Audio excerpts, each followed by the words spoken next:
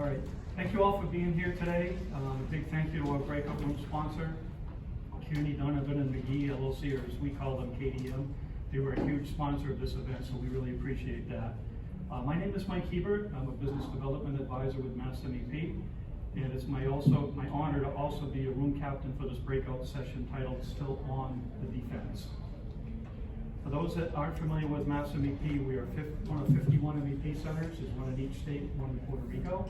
We are all partially funded through the federal government, through NIST, which is part of the Department of Commerce. So as that being said, we will ask you at the end of this event to scan a QR code and fill out that survey. In about 6 months, you'll also get another survey, which is an independent survey through Force Mars, just to qualify us as doing our good job as an MEP center to maintain our accreditation and our funding. It's just something that they do to make sure that we're doing a good job for that. So that covers all of the fine print in doing that. So once again, the breakout session is still on the defense. Session's going to be a town hall style discussion. We will have question and answer period at the end, and this session will go on for an hour and a half. So we've got plenty of time for questions and answers if you'd like. So I'd like to introduce our panel. Suzanne Trin, Supply Chain Manager for Small Businesses with General Dynamics Mission Systems. Her colleague, Jay Herr, was not able to make it. Jay was with General Dynamics Electric Boat. Unfortunately, as I said, he couldn't make it. Ben Linville Engler with Mass Tech. And Jeff Brandt, the Program Manager for Mass Apex. With that, let's get the program started. Suzanne Trin. All right, thank you guys so much for being here. Can you guys hear me okay?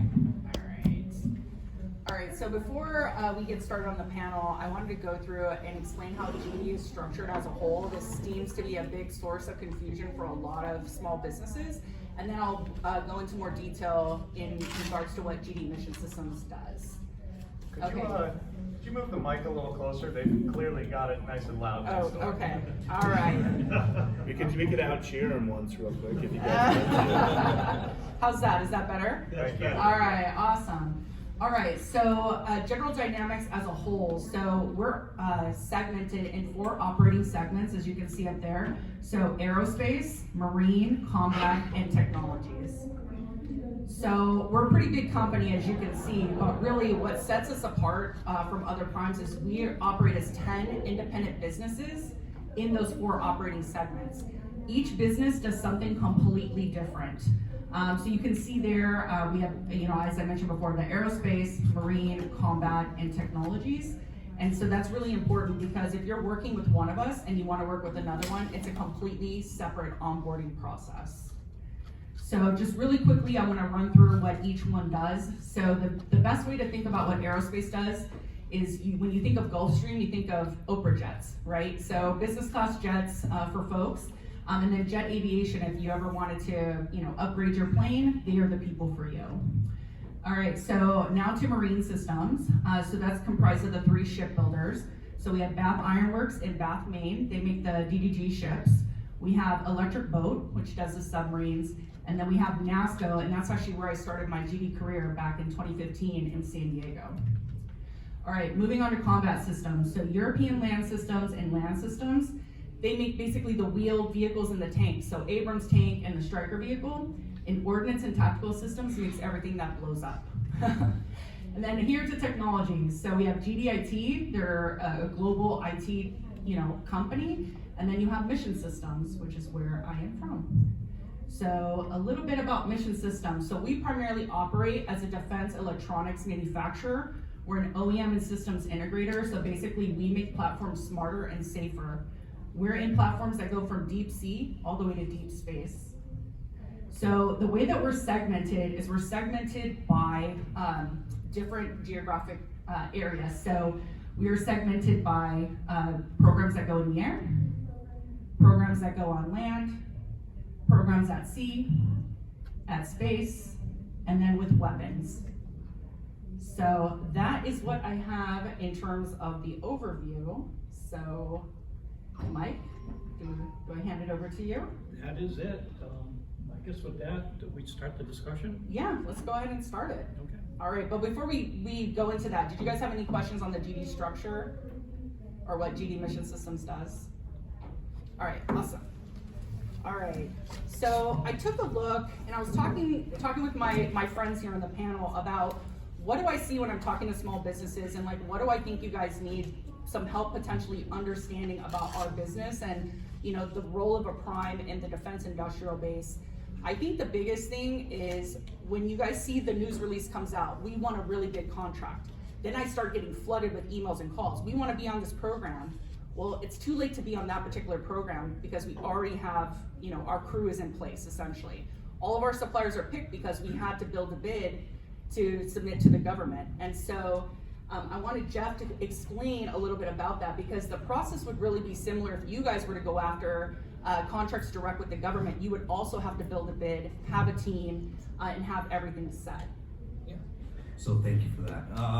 I think the easiest way to kind of explain it is kind of like Suzanne said, right? If the solicitation is already won, the IDIQ is already won, and it's going to a big prime, you're already behind the power curve. So what you need to do, and what us at Apex help with, is we're going to help you with market analysis, right? So we're going to find out who's spending the most amount of money in what you do. We want to understand who are the incumbents, what primes are winning consistently, what other companies are winning consistently, and we want to create an outreach plan so that you can start reaching out to those companies beforehand, right? It's also very important that on sam.gov, under your NAICS codes, you're searching for sources sought areas up there, because that's where they do the market research, so getting your name in that way. There's plenty of things that we can do, but it really starts with taking a look at the ecosystem that's around you, either regionally or nationally, and then working from there. Yeah, so Mike also, I wanted Mike to touch on how MEP can also make an assessment to see if your company is actually ready to take on some of these contracts. Do you have the capacity and things like that? Right, so as Suzanne said, we can help you conduct an assessment for yourself and on behalf of General Dynamics Mission Systems or the other divisions in doing that. And that's just to make sure that you're ready to take on additional work. And the last thing we want is to give you work and you can't get it complete, or give you work and maybe the business drops off and you don't have a base to fall up on. So we don't want somebody to concentrate on having 90% of aerospace business or 10% of aerospace business. It's going to be a happy medium. We want to help you build your businesses so that you're ready for it and continue to maintain it so you can keep it ongoing. Yeah, thank you guys for that. So our friend Ben here actually brought up a good point on a call yesterday, and he was like, what does the path look like for success for a small business? And so I like to be very, very honest and upfront with small businesses, because your time is very valuable and it matters. So I want to make sure that we're sharing with you the real truth about the realities in this space, because then you can make an informed decision. You can be better prepared, whether you're coming to try to work with us or another big prime in the industry. So the biggest thing is market research. We have so much information on our website that's readily available. I can't tell you how many companies cold email me and I have no idea what these companies do or how they fit in with what we do. And so the email goes nowhere, and it's not a good use of time. It's not a good use of your time, it's not a good use of my time. But market research is really key, because all the primes, we all make different things. We have different niches, and you've got to see, where does your product and your technology, where does that fit into what we're doing? What problems can you help us solve? What can you help us with? And so this is also a place where the Apex can definitely help you. I can get both my hands. Okay. Let's see if I can adjust it. Yeah, like Suzanne was saying, market research obviously is a huge part of what we can help you accomplish. Hello? Okay, we're good. Really, I think what we need to do first, before you even think about market research, is you need to make sure that you are becoming procurement ready. So foundationally, as a company, as a business, you have the basics done: your SAM registration, your WAF invoicing, JCP, Joint Certification Program, if it's needed, right? Those are things that we talk about and go over before we even start creating spreadsheets or looking into the market itself. But once we do that, we go ahead and take a look, and then not only are we from there, we are understanding the primes and the ecosystem that's happening. Now we are working together to find out which small business liaison officer is a part of a mission that your industry is involved in, right? So we're not just throwing spaghetti at a wall for small businesses saying, hey, this is what we do, help us, right? We're trying to understand that, hey, this person at Raytheon deals specifically in microelectronics and you're a microelectronics manufacturer, so that might be the person you want to talk to. When you get granular like that and you understand their mission and what they're doing, you probably get correct me if I'm wrong, you probably get a conversation a lot easier by being more specific instead of very general. Yes, absolutely. So to give you guys an idea, at just GD Mission Systems alone, we have 12,000 employees. 12,000 people. So it's really, really helpful if you can do the market research and then come up with a tailored elevator pitch. Really, and that's gonna help you at like any event you go to, any email you send, that you're showing somebody, I did the research, I know where I can fit in, and it helps people direct the traffic. So you're coming to me, I don't make the decision, I can't buy anything, right? But I'm going right to the programs, I'm going to the buyers, I'm going and I'm pushing your information out there. But when there's 12,000 employees, I gotta know where to direct the traffic. So that's where your help really comes in. And I think it rings true for all the other primes as well. They're all very large with a lot of employees and a lot of decision makers. So that is, I think, two of the top ones. The other one, honestly, is coming to networking events like this. I'd rather talk to you at an event and really get a feel for what you do and explain what we do and figure out if there's a fit than get a cold email from you. Honestly, I really would. I'd rather understand your business, how we can work together. Is there opportunities for you? Sometimes it's not with us. Sometimes it's with the sister business unit, right? Sometimes there's a better match there. But when you send the cold email, it doesn't go very far. But these events and then these people you meet, these connections are awesome.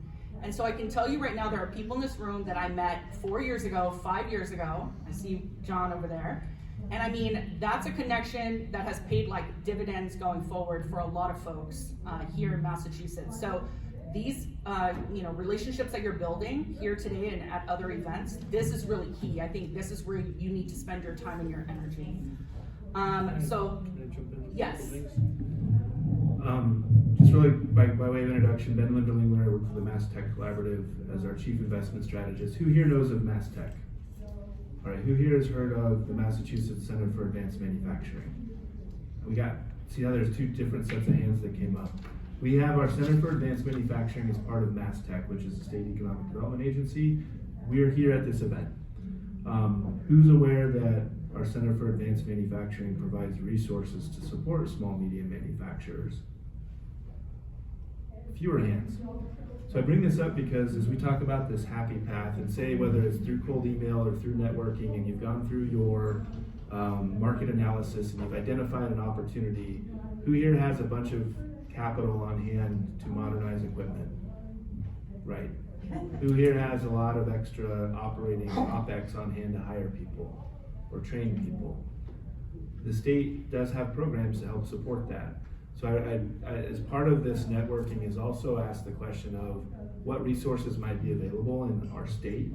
So I'll talk a little bit more about some of these, but we just want to highlight that we do have in particular that I think aligns well with potential new business opportunity, identified market analysis. We have a manufacturing accelerator program where we then work with Mass MEP and others to help small manufacturers then identify what's the right piece of equipment or process improvement that I'm going to need to do, or maybe it's an automation effort that then we can provide some CapEx to help you offset those costs to then actually unlock potentially that new business opportunity, or maybe reduce your costs in a way that is going to make it actually a reasonable business proposition to pursue those dollars. So I just want to, as we kind of go through this, I'll bring up a few touch points of where we may have some programs and resources available. But just wanted to, as it relates to networking, our team is here out in the atrium, and so I'd recommend you guys stop by. Yeah, no, thanks, Ben. So here in the state of Massachusetts, that's a good segue. So I work with a lot of different suppliers all across the US. You guys have the best resources for small businesses in this state. So I think you really should take advantage of everything that the state has to offer, because other states do not have this. I'll put it in perspective. I live in California, the largest economy in the world. We do not have these resources for small businesses in my state. So I really highly encourage you to meet all the people and really take advantage of resources where you can. So I guess, since Ben brought up resources, so I know obviously CMMC, cybersecurity, right? That's a huge hot button topic. And so everybody who's with me on this panel has some role to play in helping you guys navigate CMMC. So I don't know, Jeff, if you wanted to start first. I'll start.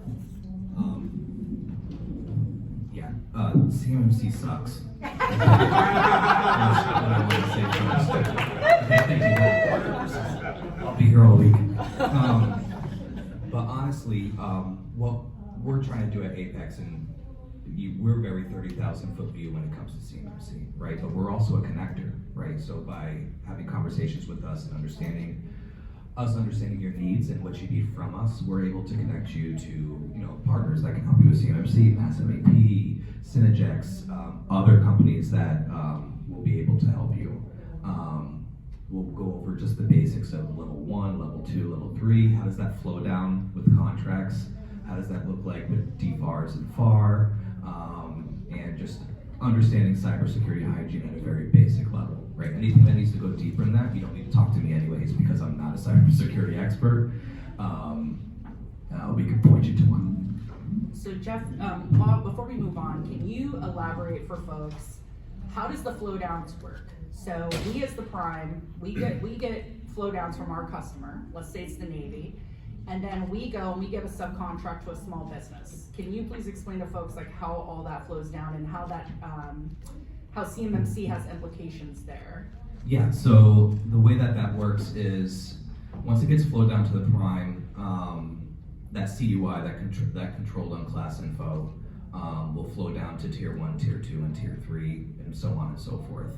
So what that will do, especially in the manufacturing industry, which is why CMMC sucks, most of you will have to be level 2, which is a certification with a third-party certifier and all of those things. But just think of it as if you're getting any type of emails with the prime that is discussing what it is you're doing, or there's any drawings or any invites to see this or that, that's controlled unclass material, right? So it's really hard, I would think, as a manufacturer to not touch that and not have to be at that level in order to do business with the government, at least with the DoD, right? Everything outside of the DoD is fair game. But yeah, that's kind of how the flow down would work. Yeah, so I think one of the things is over the past few years, we've been really advocating for our tier 1 small businesses working with us to be cyber compliant, but I think we really need to focus on now, it's not just our tier 1s. It would be if you're our tier 1, then all of your suppliers have to be certified as well. So that's something that you have to think about as well. You wouldn't be able to sub that work out to those suppliers if they were not certified. And so, I mean, there is an exemption, it is for COTS, but Jeff, can you please go through what is COTS versus commercial? Because I think this is really confusing for folks. Most of what's machined is not COTS. Yeah, so it's pretty simple, right? COTS is going to be your commercial off-the-shelf item. So it's going to be the same exact item that you would see at a hardware store, would be the same exact item that you're using in the federal government. If that part has changed just a little bit, or the dimensions are changed, it's not COTS anymore. So it needs to be the same thing. Yes, thank you. Yeah, because I think I get a lot of pushback from small businesses. They say, oh, we do commercial work. Well, that doesn't exempt you from the requirement, unfortunately. Only COTS exempts you from the requirement. So Ben, I don't know if you want to talk about some of the stuff that you guys are working on and how your organizations can help with cybersecurity and some of these other requirements. Yeah, just real quick though, who here, does anybody do medical device manufacturing? You guys ISO 13485, compliant 9001 for quality management. Folks in here, I'm assuming, are ISO 9001 at least for different things. I worked for a decade in med device surgical system manufacturing. We did high volume, million items a month, surgical access devices, low volume, high complexity surgical systems in Southern California and then also the Netherlands. I did a tremendous amount of organizational change management for quality management, risk management, service, and other things. I think it's fun to say CMMC sucks. I think if that's the attitude of what we're actually talking about, we're never gonna get there. And I just wanna put out there, if you guys are business leaders, and we're leaders in this space too, part of our role is to ensure that folks understand the value and the benefit of what's being created. So from the state's perspective right now, and I'll start with, my organization is going through CMMC as well. We lead a Department of War funded microelectronics commons hub for the whole Northeast region. And so we're putting our money and our effort where our mouth is to actually become CMMC level 2 compliant. And there's benefits to it. One is, it's table stakes. It is a requirement. So you can think of it as overly burdensome, man, this sucks, or what we're looking at it from as a state perspective is, isn't it a competitive advantage if we can get more of our manufacturers in our state to the table? And how can we help people do that? And so there's a few things that we already have in place and some other things that we're looking at. One is there's another division at Mass Tech called the Mass Cyber Center. We started supporting cybersecurity resiliency with municipalities, of which we have 351 across the state. Similar breakdown of what we see in manufacturing. Lower resource, small municipalities. Higher resource, large cities like Boston. Very different approach to being able to support IT, cybersecurity, etc. So we established an organization called Cyber Trust Massachusetts, and we funded a network of security operation centers across the state with the intent of creating economies of scale services and resources available for those municipalities to actually access endpoint detection and other state-of-the-art tools to ensure that they have the ability to access those tools but not be outpriced. That is now available for small, medium businesses and nonprofits as well. We have an existing grant program, and I can make sure that you all get this information to help offset the costs of those services in working with Cyber Trust Massachusetts. And we do recognize that there are MSPs and others that provide these services. We are a deflationary effort. Those prices are coming down because we have economies of scale with the municipalities and now small businesses. So that's one front that we're working on. We also recognize that there's many things that come with becoming defense ready, cybersecurity being one of those, market analysis, equipment, and all of those. And I'm going to talk about our SHIELD initiative here at the end, where I'll go into this, where we're also looking to get some additional resources from the state to be able to deploy towards programs like this. But I think some of the other benefits that come at this are part of the fact that we're all, if you're working in defense, you're working in national security. And economic security is national security. Cybersecurity is economic security. And so part of the benefit is the real fact that we are losing IP and valuable information to our adversaries. And the manufacturing base in our country is probably the most important asset that we have to strengthen if we are going to actually look at this as a global competition. And then the numbers that help make this very stark are on workforce, which I know you all deal with every day, and access and to talent and hireable, trainable workforce is one of the biggest challenges. Does anybody know offhand how many people work in manufacturing in the US? It's about 12.5 million people. These are as of July numbers. Does anybody know what the total employable workforce in the US is right now, people that are working in jobs? 160. It's about 160, 170 million people. It varies quarter to quarter. Does anybody know the number of people that work in manufacturing in China? It's hard to find. 280. So it's plus or minus, these are Google numbers, roughly 140, 150 million people. So we are, from a global competition standpoint, when we look at manufacturing capability, about 10x difference. And we don't have the employable workforce base to pull from in roles that are adjacent like we did in World War II. And so part of this in terms of modernization and workforce and access to cybersecurity is really, really important, because if we are going to be competing and we're potentially in a situation where China as a global power is a key adversary, we have to ensure that we are all doing our part to protect what we do have. Because if we are going to be out manufacturing or creating systems that create overmatch, we want to ensure that they're not getting those. So I think this comes back to, like I said, yes, CMMC sucks. That's the easy thing to say. The harder thing is to figure out what is the benefit and what is the value, and how do you communicate that to your partners and to your employees. And the state is a partner and we want to help with this. We by no means have all of the solutions, but we do want to figure out how to make this a competitive advantage for all of you that are here working in the state. Yeah, so when China steals our IP, they're not stealing it from General Dynamics Mission Systems, they're stealing it from small businesses 4 or 5 tiers down in the supply chain, and then reverse engineering. You know, and you think about it from a taxpayer perspective, we've paid for that IP and they're stealing it, right? And then they're making things that are on par with us. And so it's kind of scary, you know? So Mike, I don't know if you wanted to touch on all the goodness that Mass MEP does and services offered to help with cybersecurity. So the biggest thing that we can do is we can connect you with a resource for your CMMC level 2 assessment, the self-assessment that they call, and doing that. Second to that, we can help you obtain training grant funds. As Suzanne said, Massachusetts is very lucky to have all of the different options and funding that we have. There are very few states that offer training grant funding like we have. For every company that's under 100 employees, the Express Grant Training Grant Fund will contribute $12,000 toward the $15,000 expense for your CMMC assessment. That is the beginning of getting it going. Beyond that, if you need to be outside certified third party, that's above and beyond that. But that you have to, in the beginning, at least get your self-assessment completed. Yeah, thank you, Mike.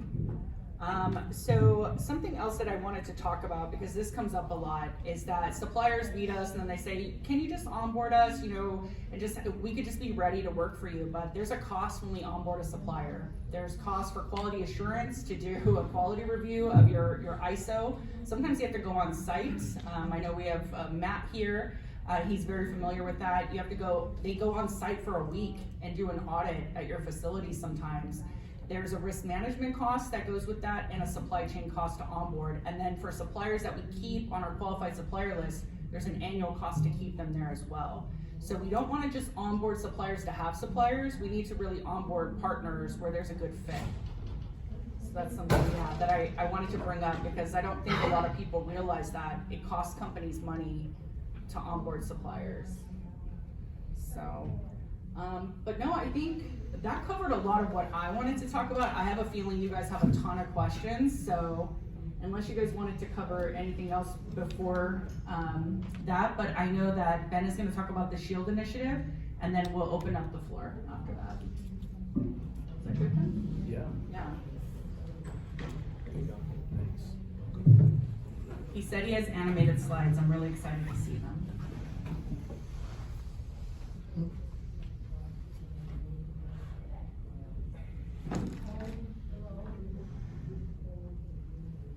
And at the end of this, we are going to cheer really, really loud. We gave it that room just one time. I'm putting it out there. I'm serious. All right, thank you. All right, let's see if this microphone's going to be tall enough. All right, so as I mentioned, I work for the Mass Tech Collaborative. I'll tell you a little bit more about our agency. But for the last 6 months, my team and I have been leading an effort from the governor focused on the defense sector called SHIELD, or the Strategic Hub for Innovation, Exchange, and Leadership in Defense. I'll talk to you about what that is, what we've been doing, and where we're headed. A little background on me: I do work for an economic development agency. However, I am not an economist. I am a mechanical biomedical engineer. I worked, as I mentioned, a decade in med device surgical systems. I found my way over the next part of my career to the Mass Tech Collaborative, where we get to work across the state in a lot of really interesting areas, including manufacturing. These will be available, so you're welcome to take pictures, but I'll make sure you guys get a PDF after this. As I mentioned, we're a quasi-state agency. Does anybody know what that means? Me included? Joe, Donovan, that's good. Easiest way to think of us is we're a .org, not a .gov. That's not the legal way to think of it, so my general counsel doesn't like it when I say that. But there is some separation between us and the executive branch. The executive branch being Governor Healy, Lieutenant Governor Driscoll, and Secretary of Economic Development, Eric Haley. However, he is the chair of our board, so there's separation but some connection. And we get a lot of our funding that we deploy through grants from state budget line items, economic development bills, and some federal sources that I'll talk about. We are not the only quasi-agency. A lot of folks have heard of the Life Sciences Center or the Clean Energy Center. They actually spun out of Mass Tech through one of our divisions I'll talk about. And then we have Mass Ventures that does seed stage investment. They're an evergreen venture fund that was actually first started in the US from a state-based fund. All of the quasis have different tools in their toolbox and different missions. Our mission is pretty broad. It's to strengthen the competitiveness of the technology and innovation economy here in the state in various different ways. We've been around for over 40 years. How we've achieved that mission has evolved as technologies and economic priorities have evolved over time. Currently, we're organized under 7 divisions. I'll talk about our AI Hub briefly. But we all have different funding programs that might be targeted towards different technology areas or sectors of the economy. Starting on the left is our Innovation Institute. They focus on emerging technology cluster development, a lot of things right now in robotics, quantum, and AI. Our Center for Advanced Manufacturing is probably your most key home. That's the organization I mentioned is here on site today. And we leverage state dollars to fund next generation production technologies, but then also that program MNAP and others that support small, medium manufacturers for capital, but also a tremendous number of resources we put towards talent, workforce development, working with community colleges. We have MBI. Folks here have broadband at your companies. So the MBI is the state's broadband implementer of the federal dollars that are connecting new fiber across the state, as well as funding digital equity programs or sometimes English second language programs. So if you guys are looking for folks that are finding jobs, they may be working through this agency. NEHI is healthcare innovation. The Mass Cyber Center is the organization I mentioned focused on cyber resiliency. And then NEMC is the Northeast Microelectronics Coalition. That's the Department of War-funded microelectronics hub. It gets us beyond Massachusetts. It covers the Northeast region, so New England plus New York and New Jersey. And then the AI Hub, we're in the middle of actively standing up to provide compute resources and some other things for companies here in the state. So what? I just went through all of that stuff. A lot of those technology areas are foundational to a lot of defense and national security systems. In particular, microelectronics is funded out of the CHIPS Act that came out of the Biden-Harris administration and has continued on in the new administration. And as we've continued to deepen our engagement in defense and dual-use areas, we've been working with Governor Healy and Lieutenant Governor Driscoll to educate them on what the economic development opportunity is in this area. Who here knows how much the defense sector in our state contributes to our state GDP on an annual basis? You don't get to answer, Joe. You're part of the working group. He's trying to be a ringer. Bring the trivia though. Any guesses? It's in the billions. Anybody think it's 5 billion? 10 billion? 20 billion? Hands going up? More than 20? It's $50 billion. And about 140,000 jobs. And that is on par, if not greater than, our life sciences sector, of which we talk about 300 times a day. How often do we as the state talk about our defense sector? Not often. So what Governor Healy and Lieutenant Governor Driscoll have done is, in October, they convened the defense sector at the State House. One, they said, we recognize you guys significantly contribute to our state's economy and have a storied history of contributing to our country's national security for over 250 years, right? Before we were a country, Massachusetts and the people here were part of national security. So they came up with an executive order that I'll talk about briefly, but the intent here is that they want to play offense on defense, recognizing that we have a significant part of our economy that the state hasn't directly supported like we've done other high growth sectors like life sciences or clean energy. So 2 things. One is, in this executive order, one is a full executive branch review of existing programs, initiatives, and incentives, and asking a few basic questions. Are those eligible to support defense sector growth? And if yes, are we using them and do people know about them? Are we doing direct outreach? So that has been conducted. The other part of this is to establish SHIELD as a working group. And we're working with secretaries from across the administration, the other quasis, and 30 different appointees from across our defense and national security ecosystem. Includes small manufacturers, includes entrepreneurial support organizations, includes Joe Donovan, who's representing the New England Council, as well as large primes folks from GD Mission Systems. And we've spent the last 5 months focused on the mission that the governor gave us. If we're gonna play offense on defense, what do we need to do? And the intent of that is been diving in deeply with our ecosystem and our sector to understand the existing challenges that they're facing, what's coming up, how they're navigating defense acquisition transformation, and then we're gonna be putting out a new playbook for the defense sector. So the initiatives to get ready, the playbook is to get set, and then as we're aligning resources, it's the go forward of how do we continue to do this on a regular basis. If we can go from 50 billion to 55 billion, right, that's 10% growth. The initiative roadmap, we've really focused on a simplification from a strategy standpoint of where do we play, how do we win, and what are the skills and talent we need to get there. There's a new set of critical technology areas where the Department of War is emphasizing investment into some new systems or areas where they think that they don't have an adequate approach right now for fielding new technologies. That's not everything that's important, but that's an area that we started on, but this doesn't cover things like some of the existing systems that GD and others are doing. But they're really, really important from a readiness standpoint. And I think that's where a lot of manufacturing comes into play. Ecosystem alignment and acceleration. As was mentioned, the state does have resources. We're not short on organizations that can also support you, but it's not always clear to you all who to go to, when and for what. And how do we best align our programs to not just support program to program, but actual progress towards revenue or new opportunities for you all, or supporting deployment of new systems with GD. And then what are those skills, talent, and workforce that we need for that? We've pulled all this together into a summative evaluation, and we are in the midst of our report being reviewed at the moment.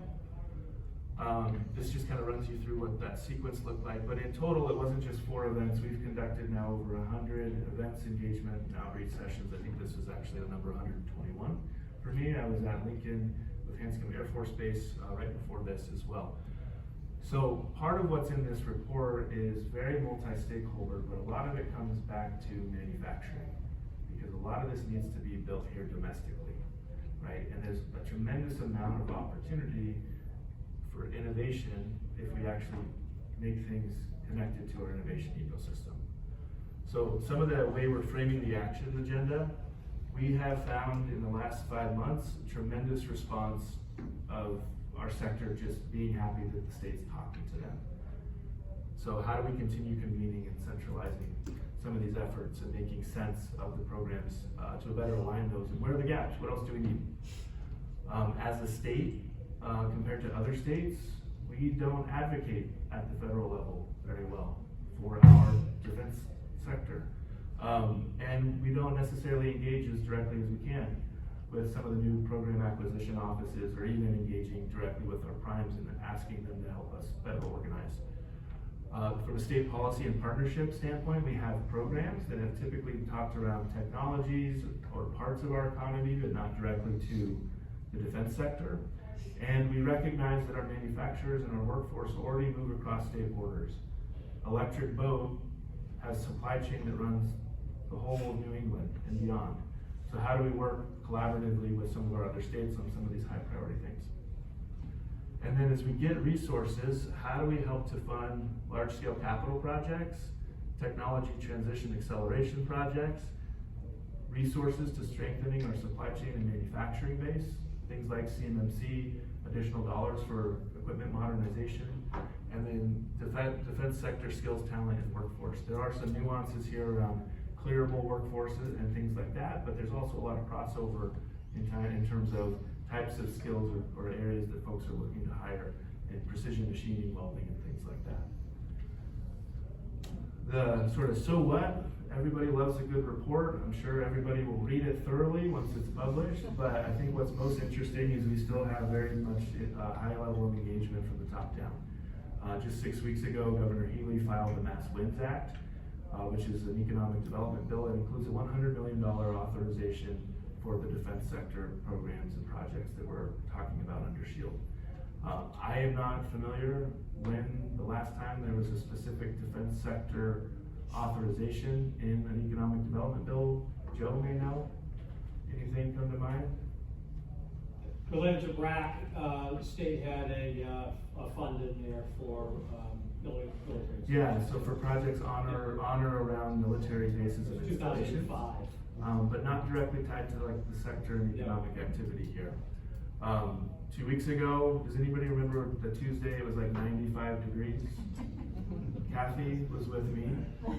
We were in the State House. Anybody want to guess if their air conditioning was working? It was not working. And so we were in, I think it was honestly 85 degrees in there in a suit, and I got to testify about what we're doing, to act, talk about the importance of this and ask our legislature to move this bill forward. So there's real interest and intent here. From a state perspective, what we're really wanting to communicate to folks is we've been a partner. We want to be a better partner here. We by no means can do everything on our own, so some of what's going to be in this report is what we can ask of our ecosystem partners. But please find us and send us your ideas, or if you have challenges, we can try to help route you to existing resources that may already be out there. If you want to learn more specifically about SHIELD, here's some information. Again, I'll make sure you guys get our slides, but happy to take questions on this or the broader Mass Tech portfolio as we continue our discussion. And once everybody's done taking pictures, we're going to cheer really loudly. One time, you guys, who's going to do it? All right, see, now we got at least 3 or 4, 5. All right, 1, 2, 3.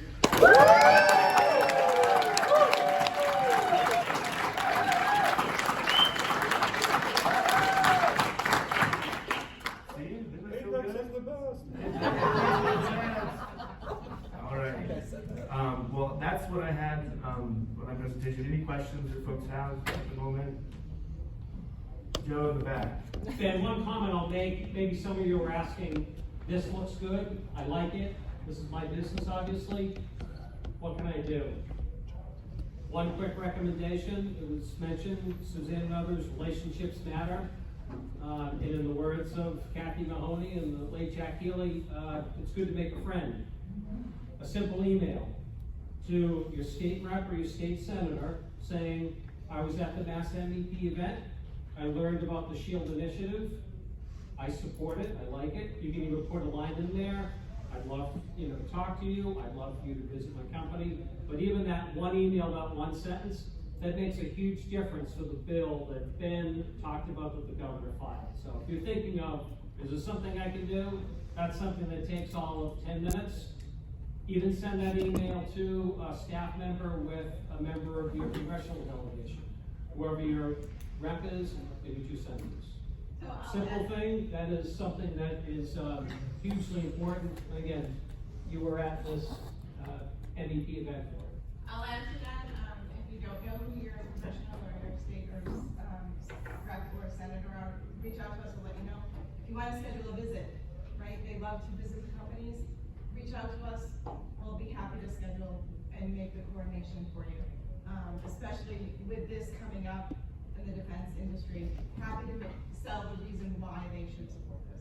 I think this is where there's, like I mentioned this is kind of funny to me. I have a different slide where I'll put activity indicators, and one of those is like by March I had over 1,000 miles on my truck. Some folks in Massachusetts think 1,000 miles on a vehicle is a lot. I grew up in Southwest Kansas, and it was a 4-hour drive to a Toys R Us. 1,000 miles is not a lot, but I think this is where there's so much happening in this sector around the state. And Joe, I heard you at your testimony. You can find a company or a person in every one of our 351 municipalities doing something in this sector.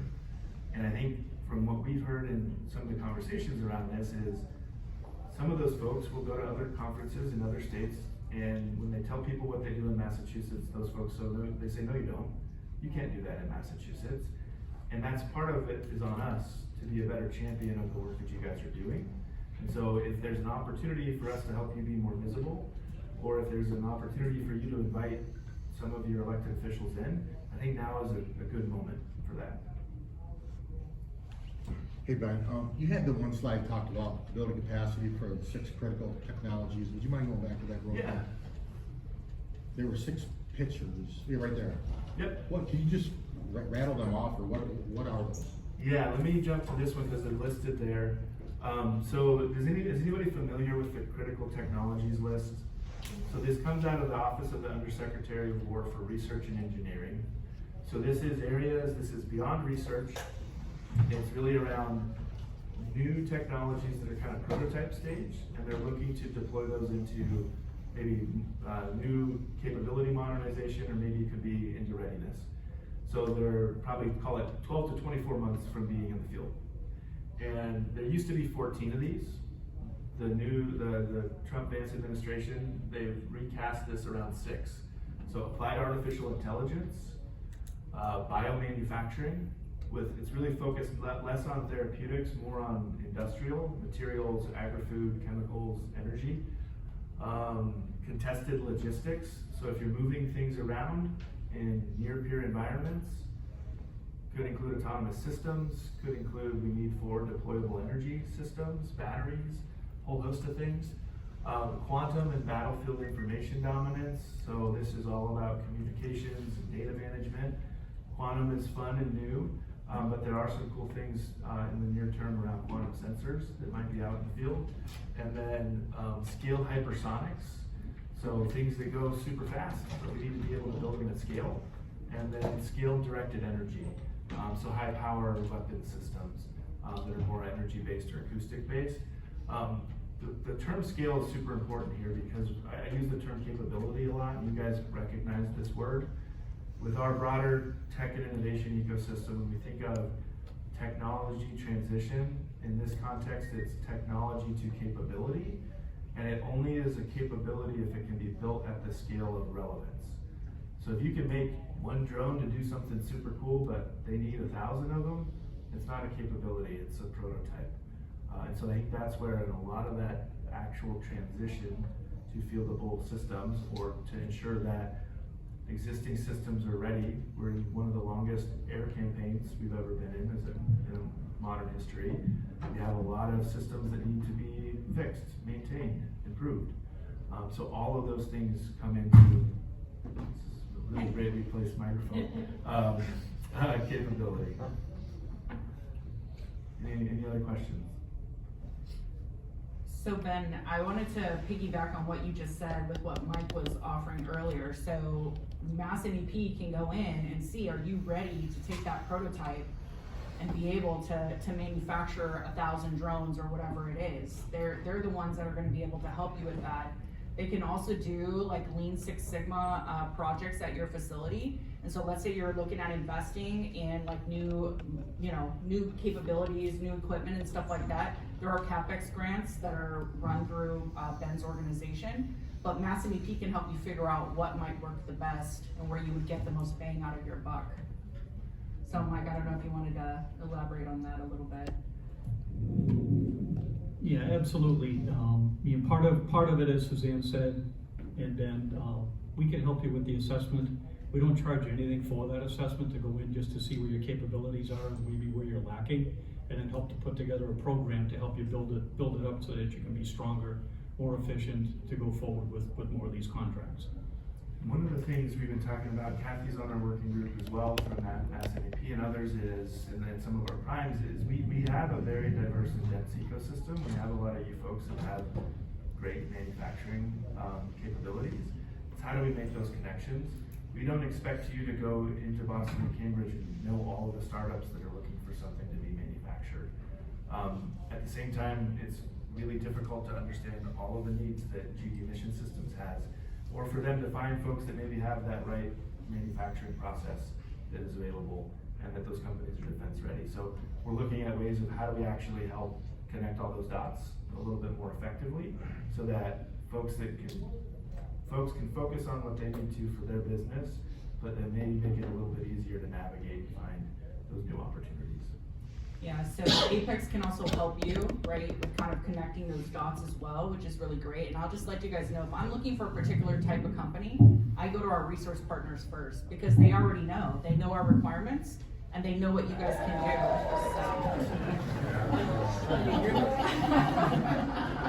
We gotta step up our game. All right, Jeff, whatever you say, we're clapping for. Yeah. Aaron, you're the best. Thank you so much.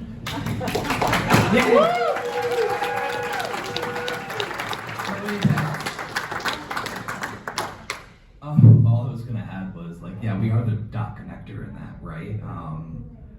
Our job is to make you procurement ready, no matter what happens, so that when SBLOs like Suzanne are saying, hey Jeff, do you have anyone who has these capabilities? You know, in a perfect world, I could look into, you know, our client base and say, yeah, here's 3 or 4 companies that can do what you're asking for. Let me warm and happy with an introduction. And I think that's how the ecosystem is wanting to work. So when something else comes up and you're like, well, Jeff, you know, what are we doing this with grants? You know, then I can kind of move them over to Mass MEP, Mass Tech, or whoever it is that's having it. So I'm your connector. Let me be your best friend. We had a good question in the back.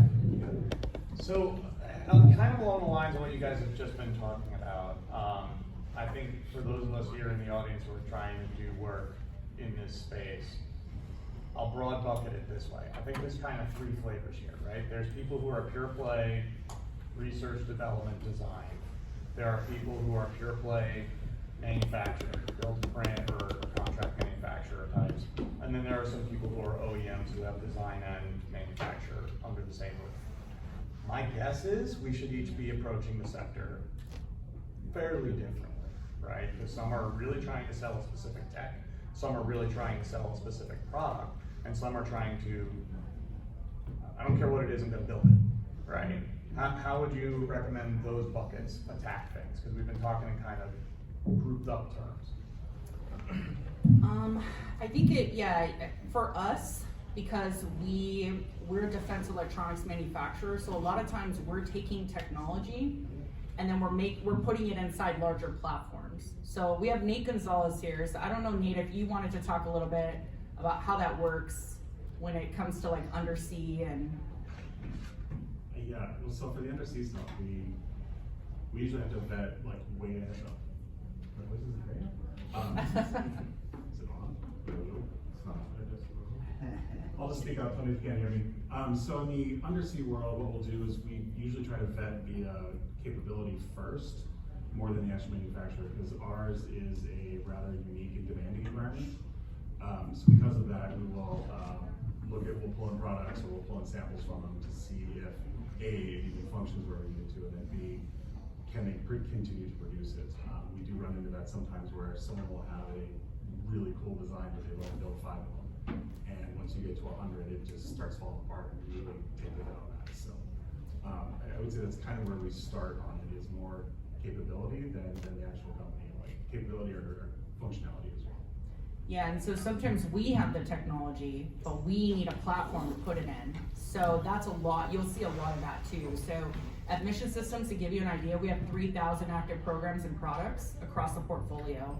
So we're doing a lot of different things. We make everything from data encryptors and radios. We do payloads that go in space.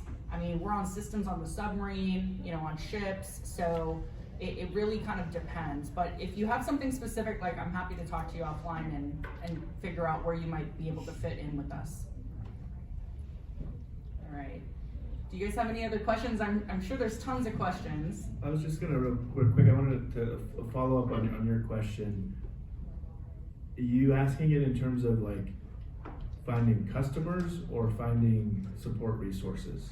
So I guess that depends on which one you are, right? Yeah, I'm a state agency. I'm a build to print manufacturer. Yeah. I just want customers. Yeah. Give me something to build, I'm gonna build it. But other people are very capable in laser technology specifically, right? And either have their own ability to produce it or they don't. But if it's not lasers, it's crap, right? And so I think each of us has to approach this massive beast in a different way. And, you know, I was just trying to throw it out there in a way to like drill down a little Yeah. without it turning into, here's my specific problem, Steve. Yeah, I can maybe that's helpful. I can talk a little bit about how through our microelectronics hub, maybe where we're in the middle of, the intent of that hub is to help with the lab to fab step. So you have new research coming out of academic labs, FFRDCs, maybe even like smaller companies that have gone through SBIR or other stuff, and they're looking to go, maybe they've been building it at an MIT Nano or over at WPI or working with Lincoln Laboratory, and they're trying to get to like a global foundries or analog devices type of fab or foundry. But they're largely making components, and the Department of War is not going to buy they're not going to buy a quantum sensor alone or a 5G, 6G chip. They're going to buy that in a drone or a helicopter or something. So one of the things that we've been finding is we have different funding that comes from DOW to fund projects. And what we've been finding is through those projects is to actually crowd around the technology, the domestic value chain that's going to actually help with that transition.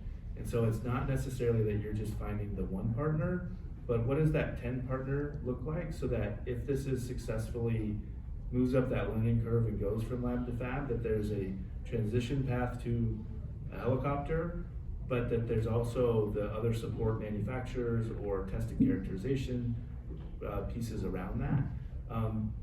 Because I think for a lot of these technology areas and the intent for a lot of the acquisition transition right now is to accelerate faster and faster. If we're continuing to go through that one partner step at a time, it's not going to get a lot faster. So I think that this is where some of these kind of hub opportunities might be helpful. And I think this is where through SHIELD what we're looking at is how do we organize beyond just microelectronics around some of these other areas, but not just, but bring in like the program acquisition executives that are now part of the different forces, where they're actually saying, hey, here's where we have dollars that we're looking to buy things, because you may not be looking to sell directly to them, but you want to find the people that are.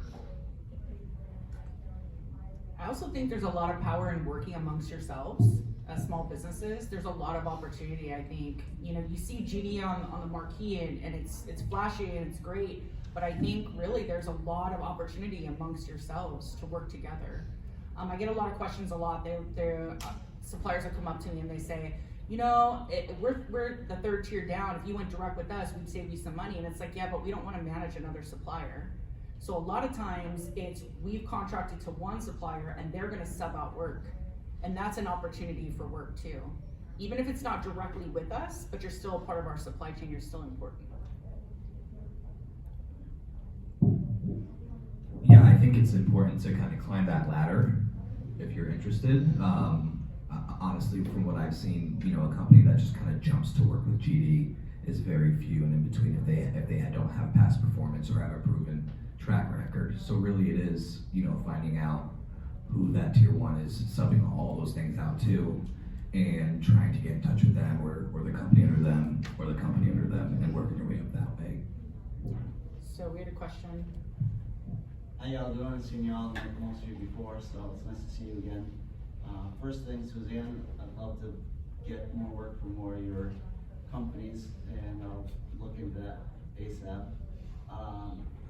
Secondly, though, I'm going to ask about CMMC again, and ask a question I'm kind of afraid to know the answer, but we get CUI in prints, we're a CNC job shop, and then we're sending them to someone to plate the parts, paint them, and you know, we go through the correct channels. We're not 110 yet, but we're 97 and working our way towards that. So now, whose job is it to validate that they're CMMC level 2 when I'm giving it to It's yours. my? Yes. Okay. Because you're going to be overall responsible if something goes wrong, right? Because you're the one subbing it out. So that's how the flow down will work. And then if you were to do something wrong and you were the tier one, it'd be their fault. Like, that's how it flows down. Okay. Yeah. So, General Dynamics does have an approved rendering list. They have to go through first for approved site services. Mhm. Mhm. So I'm gonna have to use those people that have approved vendors list. I'd have to talk to the quality people to get to confirm that answer for you. But yes, we can talk with Susan and the commodity team. Unless Matt, you know. No, we'll take it and we'll ask the questions. So. Yeah. Yes. So I have two questions. Yes. One regarding CMMC. So I'm a contract manufacturer. We work directly with you guys. If you're calling out on your BOM components, is it our responsibility, if on the component level, there means CMMC? Yeah, so the way that any flow down works is it comes in our contract and we flow it to you in the terms and conditions on the purchase order. So it's very imperative that you guys understand what you're signing up to. That's where Jeff can help you out. I think a lot of suppliers just sign up to it and don't read it and don't understand that there are so many requirements that are in there. But that DFARS clause for CMMC is a flow down. So then if we, let's say on that contract, so it goes contract by contract, if it's level 2 C3PAO, that means whoever we sub to at tier 1 has to have that level. And if you want to sub, you're gonna have to go to a company that has that as well, because it's not COTS. So COTS is the only exemption. Commercial of a type is not an exemption. So that's something you gotta think about, and it's something that, we're trying to push, now it's like, okay, we've been working so hard to get our tier 1 suppliers ready to go. Now it's like, okay, now suppliers, let's take a deep dive and look at who are your suppliers. Are they ready to go? And do they need help, right? And let's do some introductions and see what help, we can provide and get it going. But yeah, it's gonna be a requirement. It's gonna go all the way down. So a lot of times you guys are like tier 4, you don't even know what program it's for, but if the flow down comes, they can't give you that work if you're not certified. And my other half of that question is that flow down requirement happening currently? And is GD setting a timeline when, like, basically if you aren't certified as a level 2 or whatever level you need to be at? So that's a good question. So we have a lot of contracts and it's contract by contract specific. So and I don't know 100% on timing, and I don't know if John is still here, but he might be, did he step out? Yeah, he stepped out. Oh, okay. But It was a year from November 10th. Yeah, a year from November 10th, but basically it's once it comes in our contract, then we are required to flow it down, and there's a certain period of time, and then you gotta get it. And so that's the scramble right now, right, is a lot of companies are struggling with, when do I get that C3PAO certification? When do I jump the gun on that? So we get a lot of those questions now, but really it's gonna come when it comes in our contract. We have to then flow it down. We're gonna have some contracts too at level 3, but those I think we're gonna handle a little bit differently, because it's gonna be current suppliers that we know could be at that level that we would work with to get to that level.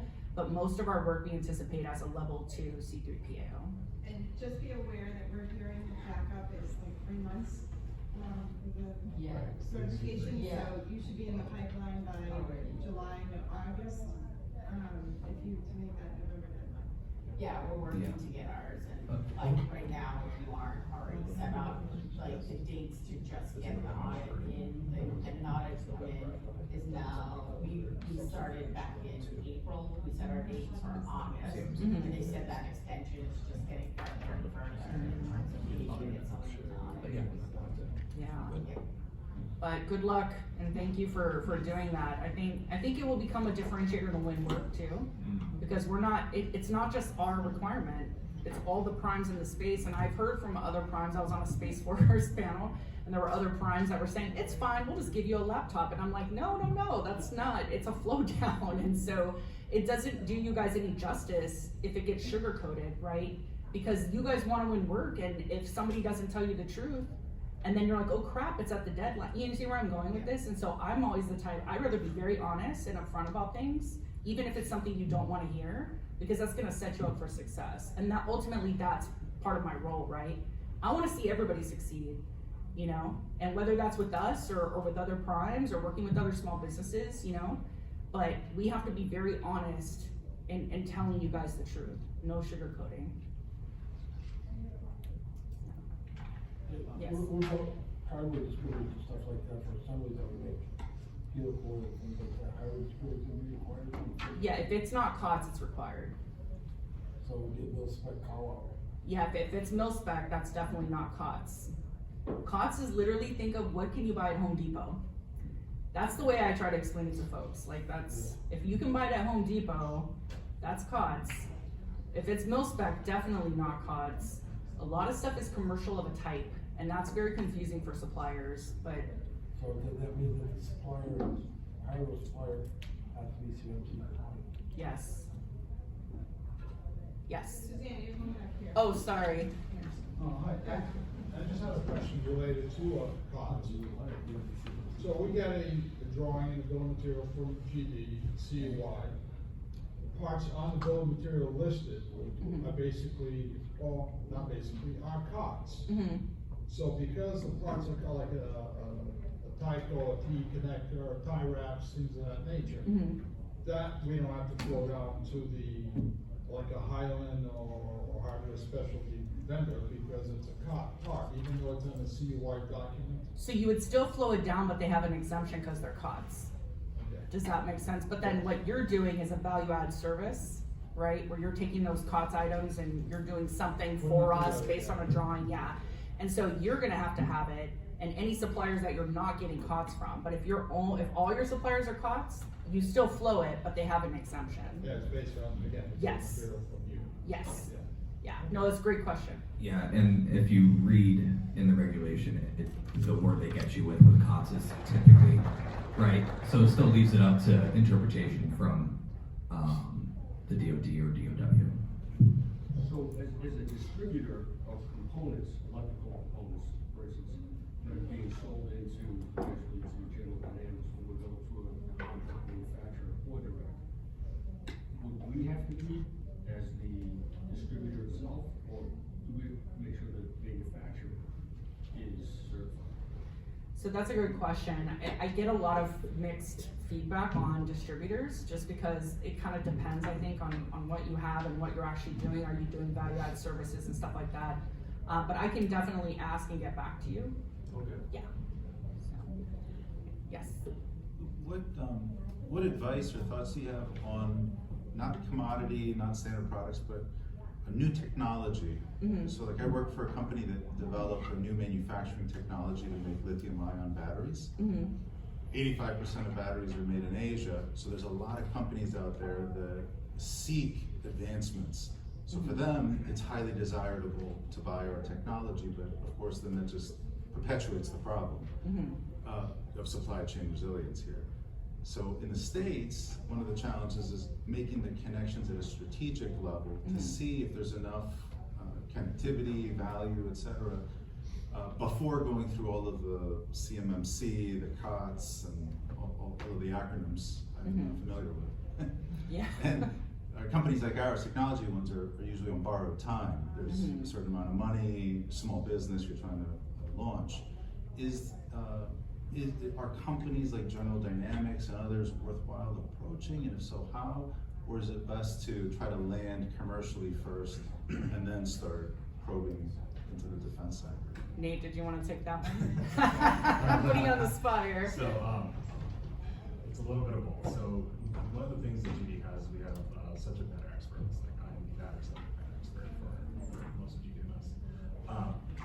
It all depends on what it is, because we also work with other cell manufacturers and stuff like that. The hardest part is going to be the maturity of it. So it's getting in where you can be on more of the IRAD, more of the R&D side of things, and you're really not going to be on the product side of things, because their timetables are just insane to bring in something like that. So that would be something to do, is get more involved in actually places like this, making contacts, and then they can get, Suzanne or whoever can get you in contact with the SMEs that would be able to do that. And we also talk amongst ourselves. Like I talk to GD Line Systems, I talk to OTS, like all the people who are doing battery side as well. So it's that'll be where the interconnect comes from, and that's where you can start injecting it, or it would be pairing up with other cell vendors that we would be purchasing cells from, that they can start injecting it into their product. That would be cool. I think the market research also helps there. So I'll give you an example. So we do stuff in space, right? But stuff in space typically is not a battery. But in other areas, like we do like radios, right? And then like stuff that goes under the water and all of that has batteries. So see, we wouldn't want to market anything towards space because they wouldn't have a use for you. Does that make sense? Because it's a little bit different. But then in other areas of the company, there could be synergies. So like if you were to research a prime, you would want to know that before you like approach, to have done that market research to say, hey, I think I see potential in these areas. This is where I can bring value to your company. This is how I can help you solve a problem. And I think approaching it that way, you're gonna get a lot more openness, you know, and people are gonna be helping you direct the traffic than if you just cold call and say, I have this technology. Then you're like, okay, well, you know, great, that's awesome. But like, you know, but showing that initiative too, and then really understanding, will your technology, do you think it will really fit in well? Because with some primes it might, and some primes it might not. Because I mean, you know, we all do different things, so. Yeah. You're welcome. No more questions?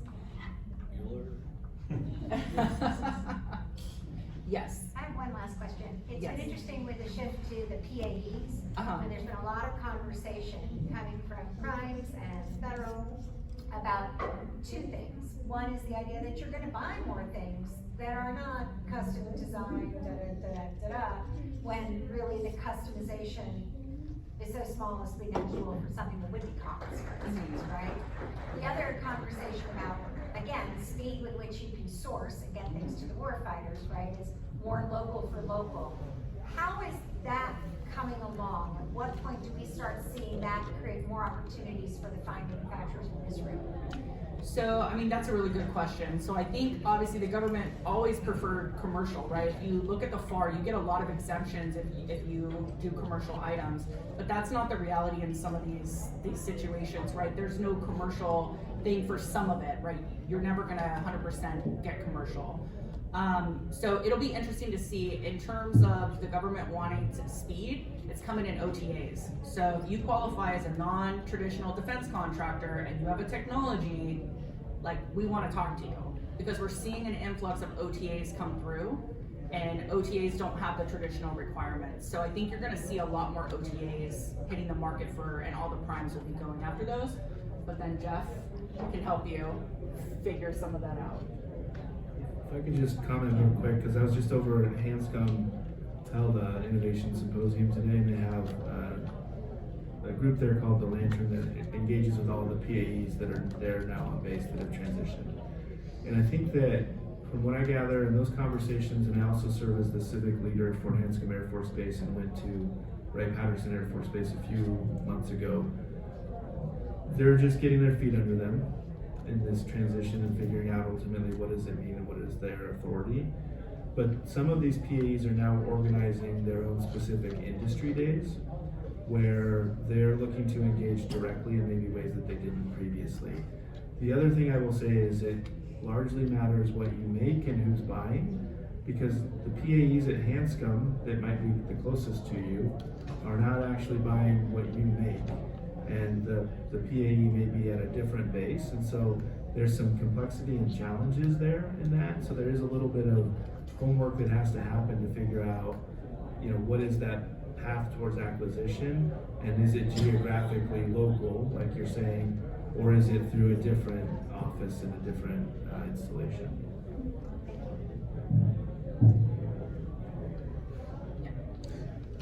I guess as almost kind of a final question, what's the best way to get in contact with each of you, and how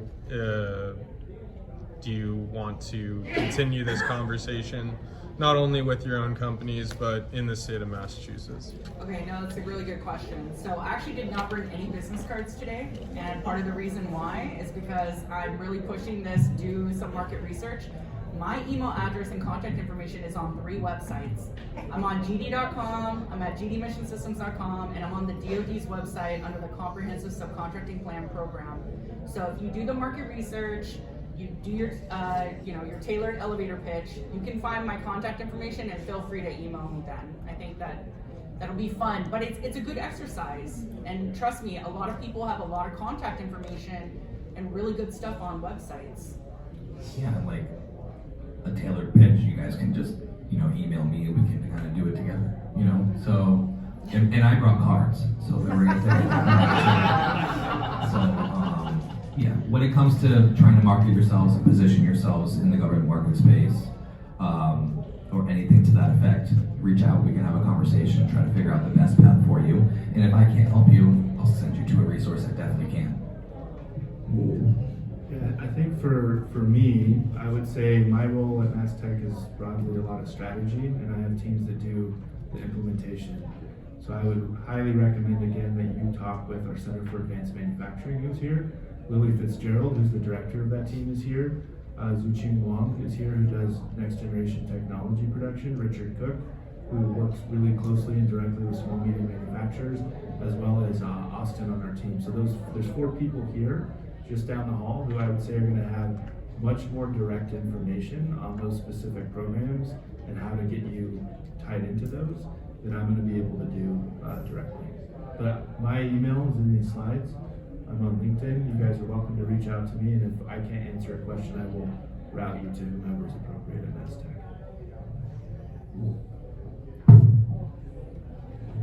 I have slides as well. I'd be glad to share them with you.